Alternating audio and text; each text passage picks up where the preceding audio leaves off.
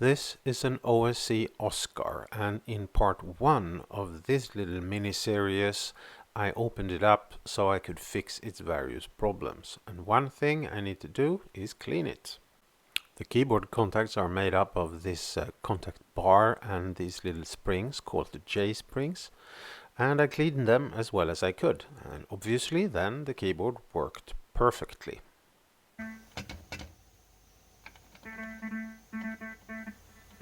Well, clearly not. And in addition to that, the keyboard is very dirty and it was very hard to clean.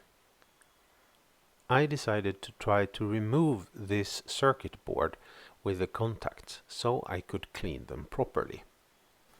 Do not do that. And I like to say, if it's worth doing properly. And with that, I mean it's worth overdoing. However, that's not always true. This is one of those cases. The first problem you encounter is the pitch bend and mod wheel assembly. You have this dual concentric potentiometer here, which is an unusual design. Usually each wheel has their own potentiometer, but here it's one dual one.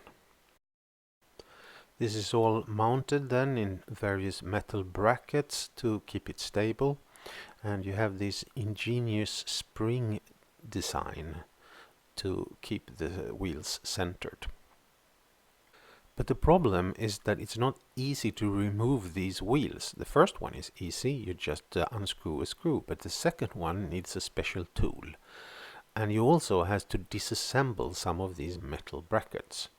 And I'm not going to tell you how to do that, because don't disassemble the keyboard. It's not a good idea. Of course, I do get the circuit board out after some while, and then I start disassembling the actual keys. And doing that requires you to have a hook that you can hook into this spring, and then you will carefully have to unhook it. It's quite complicated, and since you need a pointy hook to lift this spring up with, you may stab yourself in the thumb. In addition to that, with a bit of bad luck, these springs can go flying all over the room. And even if you're careful, you might slip or just stretch a spring a little bit too hard and overstretch the spring so it doesn't fully go back into shape again. So I implore you, do not do this. Don't disassemble the keyboard. It's not worth it. You have to remove the white keys surrounding a black key before you can remove the black key. That's normal. Also see that the springs have different colors. Black keys have slightly stronger or weaker, I don't know, springs, but it's to give it a consistent feel. And there you saw one part flying away across the room. I did find it. And here you can finally see the reason why I removed the keys. It's a plastic spacer from underneath the circuit board. It fell into the key assembly and got stuck. In for a penny, in for a pound. I got some of the keys off and they were very dirty, so I took all of them off and gave them a good clean. Real good. And now I have what is undoubtedly the cleanest OSCar keyboard in the universe, since nobody else would be stupid enough to do what I did. But before I could reassemble the keyboard, I needed to fix a few issues. One of them being this post here, which has broken loose. These posts are attached to the circuit board by melting the top of them. I don't know when it happened, but I found the missing part, the melted plastic bit. As you can see, this is very thin. Whoever melted this melted it a little bit too much, and that's why it broke off. Now I could fix this by simply gluing that post to the circuit board, But that's not really my style, because then it's permanently attached and you can't remove it even by removing the plastic. As you now know, my style is overdoing it, so I took this leftover bit from a modeling kit that I never used, scraped it down and snipped it off. And that I'll glue onto the plastic post. Several hours later, the glue has hardened and I can stick the new post out through the circuit board hole. And then I'll just take my least favorite soldering iron and melt the plastic. There. Done. The OSCar has a keyboard type called J springs. They're little springs shaped like the letter J, and when they get soldered into the circuit board they suck up solder, and that means it can bend and crack. But you can fix that by resoldering them.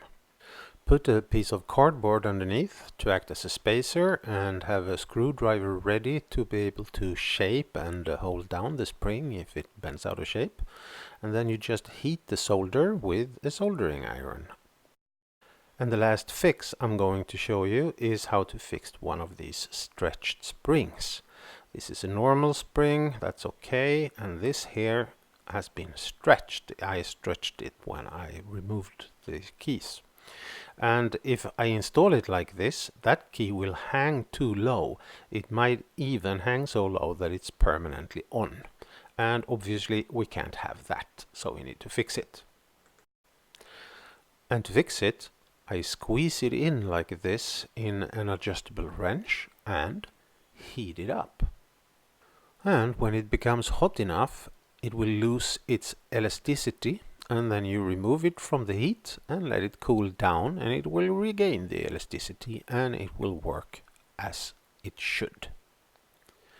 The point when it readjusts itself is usually noticeable by it moving or making a sound.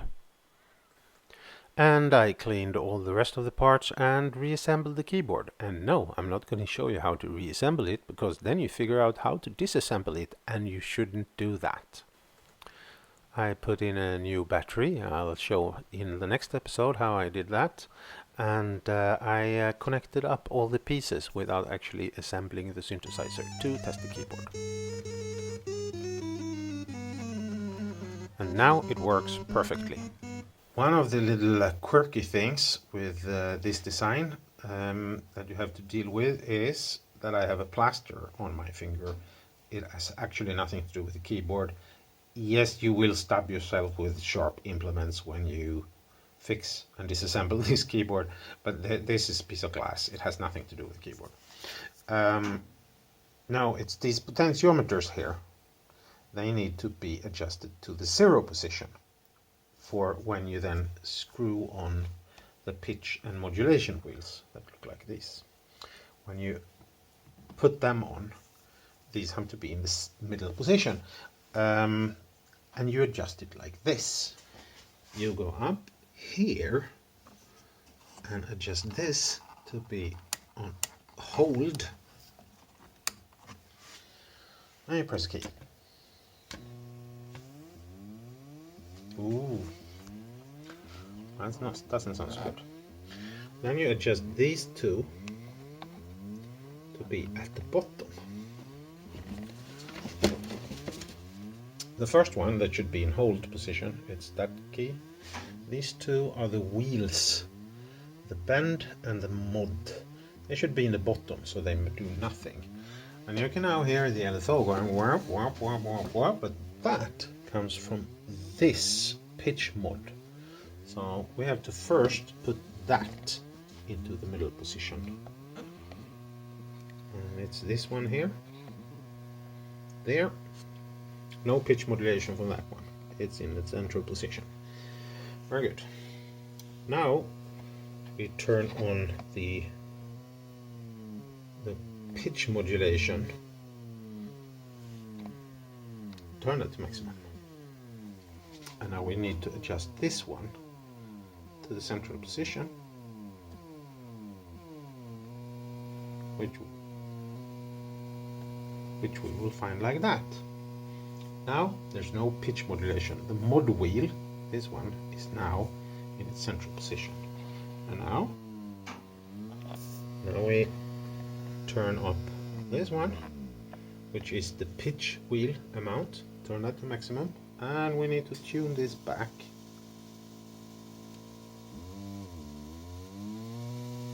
to the same note. There we go. Now when we turn up the pitch wheel amount to maximum, we hear no difference in pitch. That means that the pitch wheel is now central. And we can turn the thing off. And that's it for this video. Next time we're going to replace the battery, and we're going to take a look at some common problems with the OSCar. We'll even fix a few of them, and we'll also fix some issues that are entirely my fault. See you then.